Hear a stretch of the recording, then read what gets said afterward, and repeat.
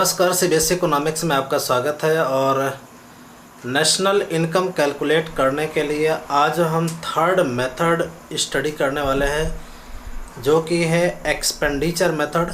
तो expenditure method में क्या है कि हम इकोनॉमी लेवल पर जो हाउस होल्ड सेक्टर है, इंडिविजुअल्स हैं या हाउस होल्ड सेक्टर है या गवर्नमेंट सेक्टर है या जितने इन्वेस्टमेंट एक्सपेंडिचर, हम लोग ऑल लेवल पे जो एक्सपेंडिचर का पार्ट है वो सारा हम ऐड कर लेते हैं। एक्सपेंडिचर भी किस पे? फाइनल गुड्स एंड सर्विसेज पे। तो इस प्रक्रिया में, इस प्रोसेस में सारे लेवल पर एक्सपेंडिचर को ऐड करने पे जो हमें मिलता है वो है GDP at MP, gross domestic product at market price. तो आइए एक्सपेंडिचर मेथड के जो पार्ट्स हैं वो देख लेते हैं कौन कौन से हैं। पहला है private final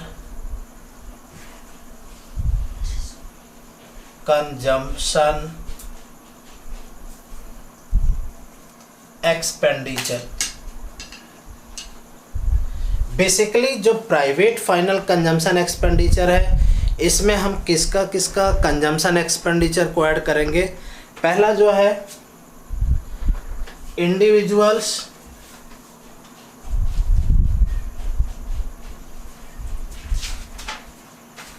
house hold sector, और तीसरा जो पार्ट है इसका, जो थर्ड पार्ट है वो आपका होगा नॉन प्रॉफिट ऑर्गेनाइजेशन।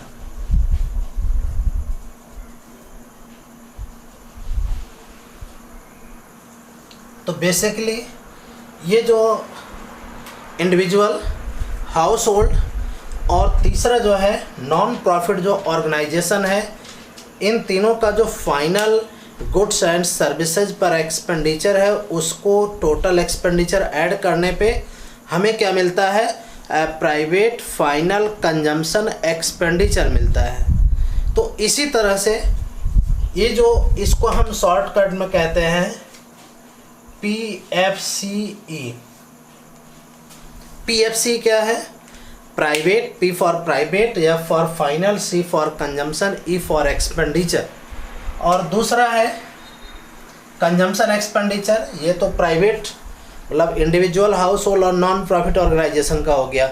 इसके अलावा दूसरा जो कंजम्पशन एक्सपेंडिचर है फाइनल गुड्स एंड सर्विसेज पे, वो है गवर्नमेंट का,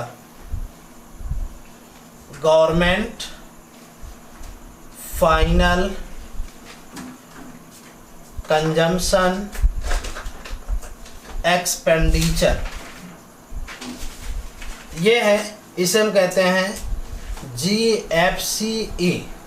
मतलब government sector final goods and services पे जितना पैसा खर्च करती है उसका जो सम अप होगा वो होगा गवर्नमेंट फाइनल कंजम्पशन एक्सपेंडिचर।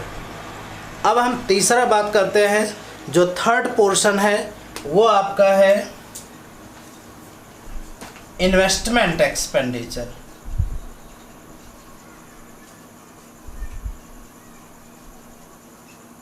क्योंकि इसमें एक्चुअल में हम एक्सपेंडिचर वाला पार्ट ही ऐड कर रहे हैं, तो इसमें इन्वेस्टमेंट एक्सपेंडिचर भी एक्सपेंडिचर का ही पार्ट है। मतलब ये तो कंजम्पशन के लिए, सेटिस्फैक्शन के लिए फर्स्ट और सेकंड वाला यूज हो गया, और जो थर्ड वाला है ये फर्दर प्रोडक्शन के लिए यूज हो रहा है, तो ये इन्वेस्टमेंट एक्सपेंडिचर हो गया।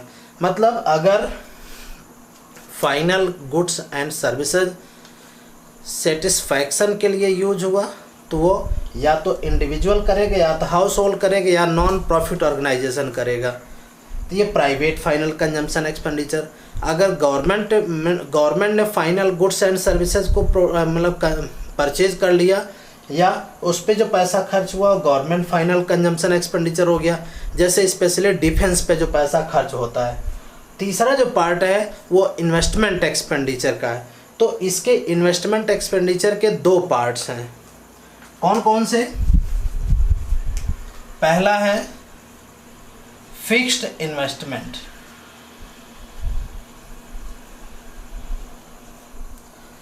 और इसका दूसरा पार्ट है inventory investment.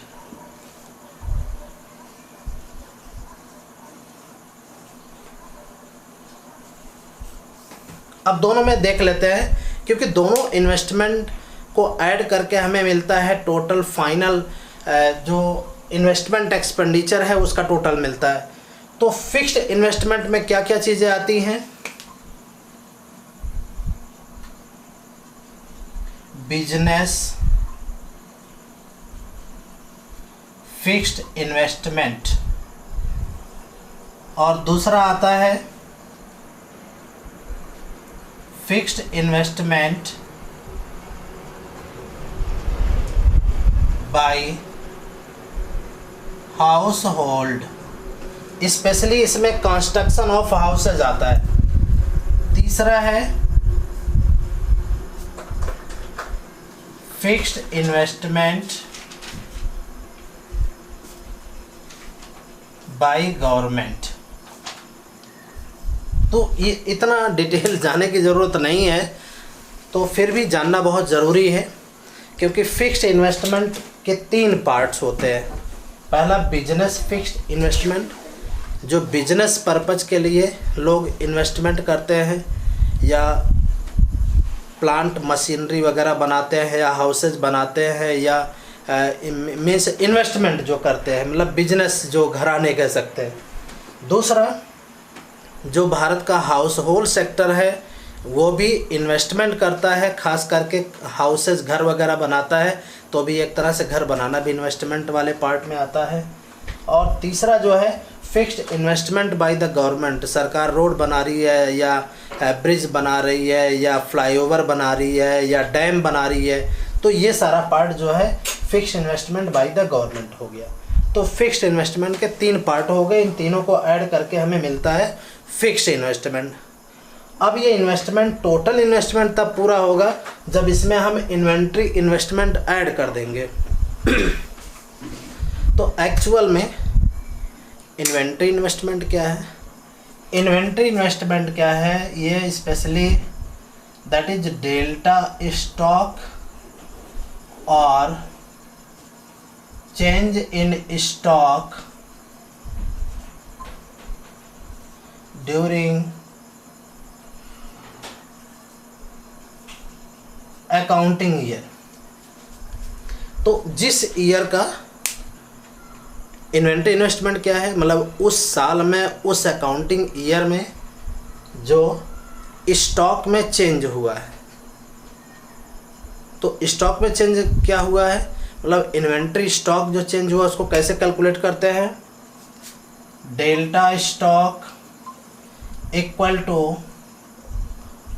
Closing stock minus opening stock. तो क्लोजिंग स्टॉक से, या closing stock of the year minus opening stock of the year, इससे हमें मिल जाता है ये डेल्टा स्टॉक। तो फिक्स्ड इन्वेस्टमेंट और डेल्टा स्टॉक को ऐड कर दिया तो हमें इन्वेस्टमेंट एक्सपेंडिचर मिल गया। लेकिन एक्चुअल में एग्जामिनेशन में हमें क्या मिलता है? इन दोनों को कहते हैं gross domestic capital formation. Gross domestic capital formation.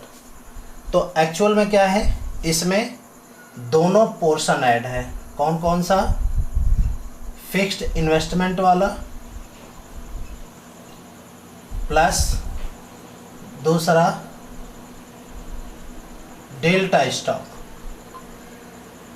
मतलब इन्वेंट्री इन्वेस्टमेंट और फिक्स्ड इन्वेस्टमेंट दोनों ऐड है ग्रॉस डोमेस्टिक कैपिटल फॉर्मेशन में। अब चौथा पोर्शन जो इसका रह जाता है वो है net export.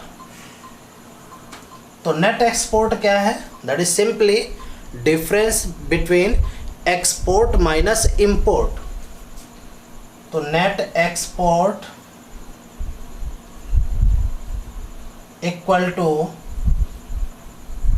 Export minus import, तो इससे हमें नेट एक्सपोर्ट मिलता है। ये टोटल ऐड करने के बाद आपको मिलेगा जीडीपी एट मार्केट प्राइस। ये क्या मिला आपको? GDP at MP. आपको निकालना क्या है? एनएनपी एट एफसी निकालना है। तो GDP at MP minus depreciation minus NIT plus NFIA, अगर फ्रॉम है तो प्लस हो जाएगा, ठीक है। मतलब ग्रॉस से नेट निकालने के लिए डेप्रेसिएशन माइनस कर दिया, और हमने मार्केट प्राइस से फैक्टर कॉस्ट निकालने के लिए एनआईटी को माइनस कर दिया, और डोमेस्टिक से नेशनल कैलकुलेट करने के लिए net factor income from abroad plus कर दिया। तो इससे हमें मिल गया एनएनपी एट एफसी, और यही है एक्चुअल में नेशनल इनकम। तो ये एक्सपेंडिचर मेथड था आज का। होप करता हूँ कि आपको ये अच्छे से समझ में आ गया होगा। अगर नहीं समझ में आया है तो वीडियो को 2-3 बार रिप्ले करके देख लीजिए। कैसा लगा टॉपिक कमेंट बॉक्स में लिख दीजिए, अपना नाम लिख दीजिए, स्कूल लिख दीजिए, और अगर चैनल पर नए हैं तो सब्सक्राइब कर लीजिए। कल फिर मिलते हैं, इसी से कोरिलेटेड दूसरे टॉपिक के बारे में डिस्कस करेंगे। तब तक के लिए पढ़ते रहिए और खुश रहिए, मस्त रहिए, समय का सदुपयोग करिए। आपके पास इतना टाइम है कि आप पूरा कोर्स रिवाइज कर सकते हैं। इंडियन इकॉनमी भी साथ साथ में पढ़ते रहिए। तो कल फिर मिलते हैं, और कल तक के लिए बाय बाय, थैंक यू।